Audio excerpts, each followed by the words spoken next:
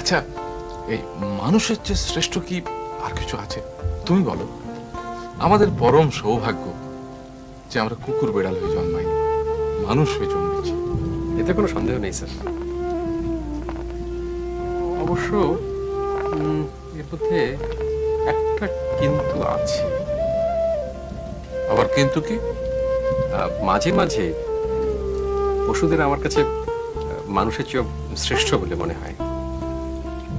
ওই হিংস্র বাঘের কথাই ধরুন না কেন, একটা বাঘ ততটুকুই খাদ্য সংগ্রহ করে যতটুকু তার প্রয়োজন, তার বেশি কিছু নয়। অথচ একজন মানুষ অন্যদের বঞ্চিত করে সম্পদের পাহাড় জড়ো করে।